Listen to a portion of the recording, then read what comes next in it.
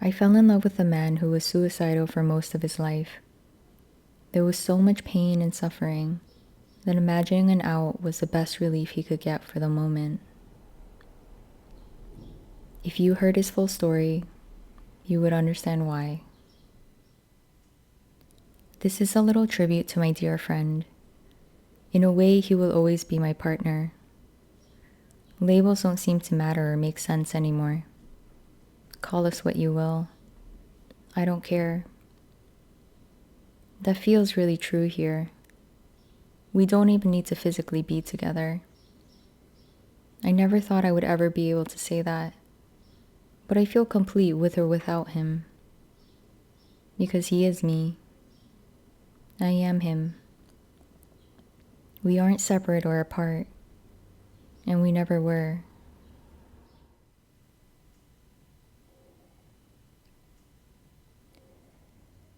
This is a small taste of the past 16 months of our relationship. This will not do it justice, not in the slightest. What we went through was an epic love story. We went through life and death together.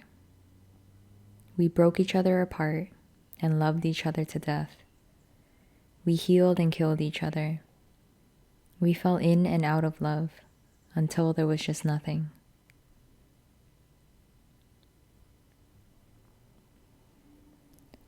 We saw what was beyond life and death, and now we are that. My dear friend Mark recently called this golden love.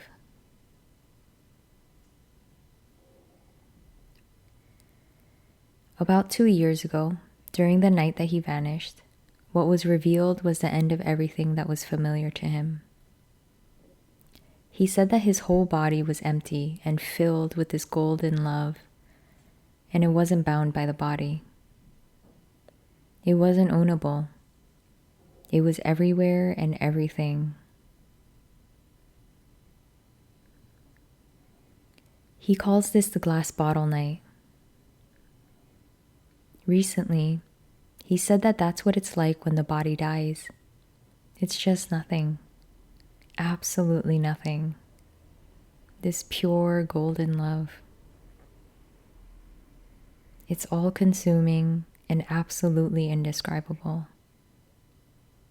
Those weren't his exact words, but really, no words can touch it. Not even close.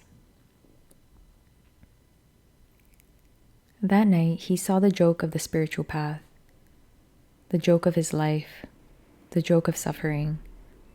It was all meaningless. And once you see that, you can't forget. Or maybe you can if you force yourself back into what you knew before. I guess that can happen out of fear, understandably. It probably happens more often than not. We just want to feel safe, and being in the unknown can be the scariest thing ever. It's hard to say that it's all meaningless or it never mattered at all, because when someone's suffering, that's just insensitive to say. I would never really say it that bluntly. But this is the truth. It all disappears, and that's when it's seen that it never really happened. It's seen clearly that who I thought I was this already, not as a thing, but as everything. Now I can't see anything wrong with anyone. In fact, I can't see any individual at all. All of it is this undeniable, pure innocence. For my friend, that night that he calls the glass bottle night never left him, and whenever he spoke from there. Even when he spoke about his trauma and stories on repeat, which came up to be seen and felt more fully than ever before, with more and more clarity. He saw the full depth of all of his suffering. He saw the horror, pain, and devastation in a new light, and it was absolutely heartbreaking for me to hear. Often I'd be crying. no, sobbing, unable to breathe, trying not to make too much noise because I didn't want to make it about me. I've never been this close to someone that had so much pain in their past, and I was falling in love with him. It terrified me. The pain in my heart felt unbearable at times. It feels like the tears haven't stopped since the moment I met him. He was going to be the complete death of me, but I didn't know it at the time. As we told each other our stories, we saw the innocence of all of our actions and wrongdoings and self-sabotaging. Everything we blamed ourselves for, it was seen as inevitable and innocent. We saw that it was impossible to avoid any of that. It was so understandable that it unfolded that way. It was never up to us. Life was never up to us.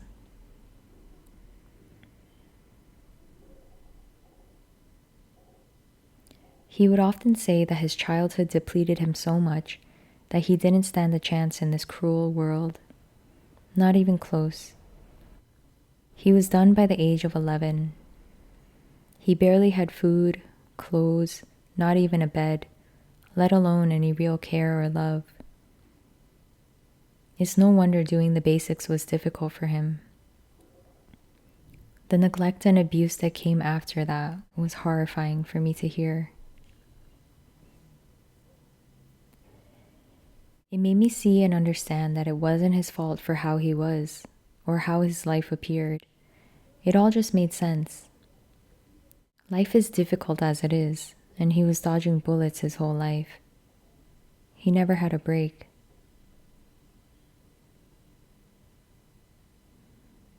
He said that he saw over 30 counselors, therapists, and coaches, and it never made a dent. Perhaps it gave some support for the moment, some relief, but it was never the answer for him. I told him recently that he used to tell me the same stories over and over again, and after the 100th time, a part of me was a bit annoyed. But I guess it's understandable that that would arise. He was sort of grieving the death of his mom as well as the loss of himself, so I didn't have the heart to tell him. So I just listened. Time and time again, I just listened. I didn't know it at the time, but he was processing everything, from different sides, different angles, until all sides and all angles just fell away. And he did the same for me. We were each other's lovers, teachers, gurus, therapists, best friends, siblings, and parents. We were each other's everything. And the more I vanished, the deeper I fell in love with him.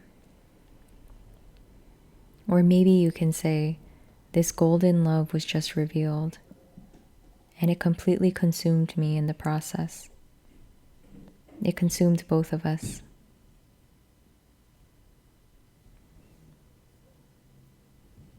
He said he couldn't remember.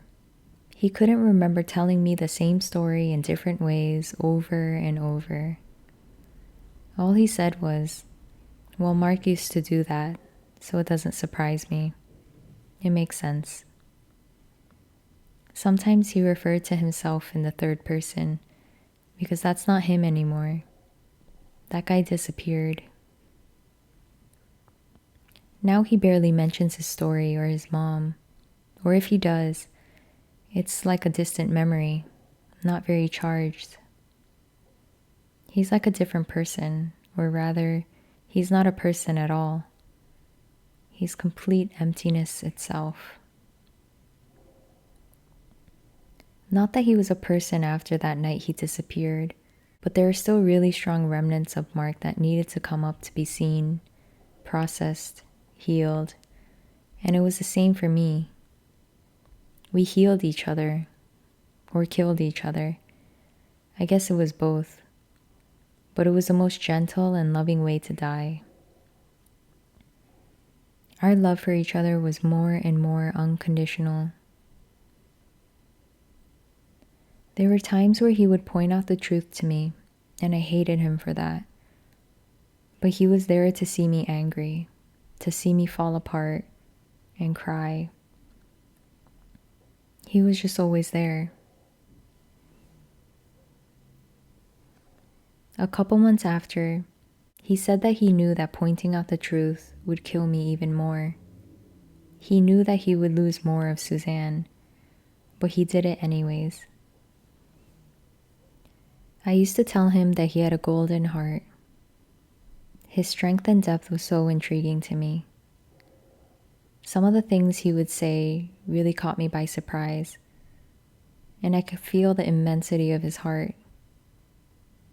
He was able to bear so much pain and difficulty, and simultaneously he saw so clearly. It was astonishing to me. I truly admired him for that. We healed each other in ways that shocked us both. We gave each other the love that we both longed for in life, but never fully received. We supported each other in ways that blew each of us away. Even though we're both not here anymore, we can still say that we deeply love and care for each other. Ironically, we can even say forever. It's all empty of meaning, but we are still very tender and affectionate toward each other. And I'm really grateful for that. We joke and laugh. I make silly noises. We call each other endearing names. We tell each other about how we had a good day or how difficult it was. We talk about anything and everything, and nothing's off limits. And we're at this point now where we're completely okay without each other. We've broken up several times while we were together. The more that was revealed to us, the more honest we were with each other. And oftentimes it shattered our ideas of the other. We fell in and out of love, and each time there was more fear and grieving, followed by more clarity, until it all just vanished.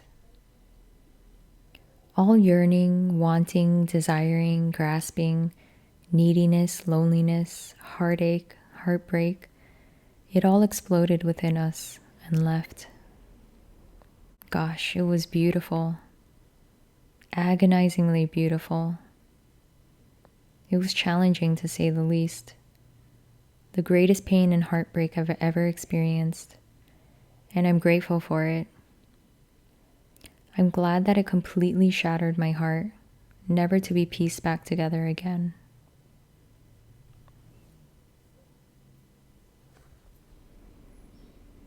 To be in love with someone who was so okay with death was the biggest challenge of my life. He had so much pain and hurt that often he preferred not to be here.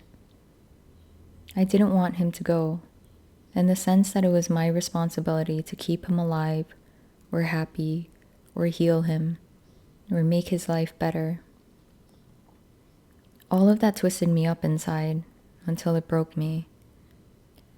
I saw over and over again that it wasn't possible. I couldn't stop myself though. It needed to shatter me to pieces. I couldn't change him. I couldn't will him to want to live. I couldn't make him be anything other than how he simply is. And that was the complete death of me. And now there's just unconditional love. He's free. If he feels like it's deeply the most truest thing for him to not be here anymore, I'm at peace with that. I trust him. I trust that he knows what's best for him. I will mourn for sure. I will cry for sure. Perhaps my heart will break even more. But I know I'll be okay, because I know he will be okay. We never really die anyway. Or you can say, we're all already dead.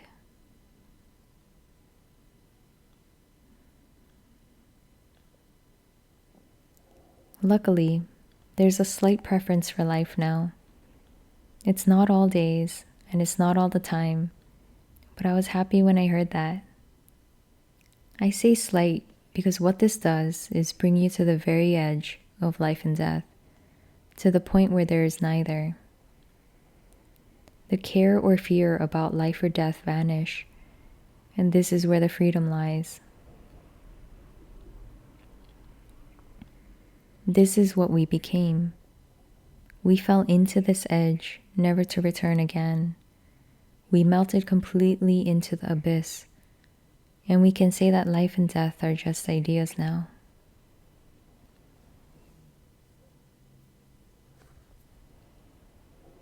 A part of me wishes that I had recorded our conversations from the beginning, but it doesn't really matter anymore. We were so pure and innocent together. We were like kids again. We allowed each other to just be ourselves, and that was the most healing thing ever. I've said it a couple times that all of this wouldn't have happened without him. YouTube, Patreon, me finally being myself, and then the complete death of me. I guess I can't know that for sure, but I doubt that the platforms would have lasted. He supported me in ways I never thought was possible, and something in me deeply trusted him. I've never let anyone in like I did with him, so his words of encouragement eventually landed, deeper and deeper, until it wasn't needed anymore. But I also don't want others to think that this needs to happen to them in this way, or any version of this, because it doesn't. 1000% it doesn't. I'm dead serious when I say this. It can't be the same as this story, because I'm not you, and you're not me. Your story is not mine. Your life is not mine. This is more about fully landing right where you are, until there's no need to land anywhere anymore. I always thought that Mark was extra special because he had that glass bottle night. And I never had a moment like that. Mine was very subtle, gentle, slow, and extraordinary in the most ordinary way. But I like that I'm proof that it can happen that way as well. There can be a slow merging, a gentle dying. It took a lot for me to get here, though. I did give everything up. It wasn't all at once, but there is a sort of tipping point where you can't go back anymore. And you may even regret it, because you have no idea what's coming, and all that's left is the loss of everything familiar to you. It can seem really bleak, and like the worst thing that can ever happen, because in a way it is. But once you're emptied out enough and this pure aliveness overtakes the heavily punctured veil of separation, then you taste the freedom. You feel a bit more of the fullness of everything, the vibrancy of life. And it's screaming with this pure, edgeless aliveness. Basically, you see that this is what you truly are, or the only thing there really is.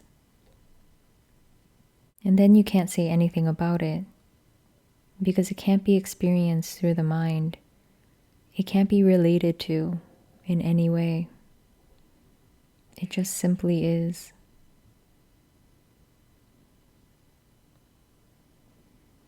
You can't know or predict when this will come in, though, because life was never up to you. It was never in your control. And this all sounds like something is happening, that there's actual time and progression, but there isn't. This is all timeless, and it's never really changing. Nothing is happening. Contradictory, but true. It's unbelievable and it can't be perceived. It just is. You completely need to die, disappear, dissolve, be surrendered in order for reality to just become apparent. It takes everything from you, which is you. And then there's just everything. Infinity. This all-consuming golden love. And you see that you never had to fear anything. At the very end, my greatest fear was losing him, because he really became everything to me. And I did. I lost every last bit of him.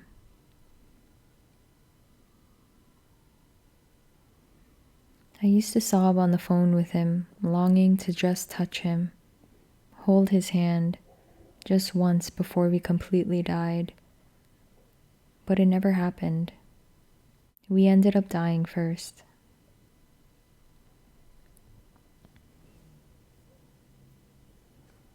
I don't know how this love story ends, but now there's no real investment in it anymore.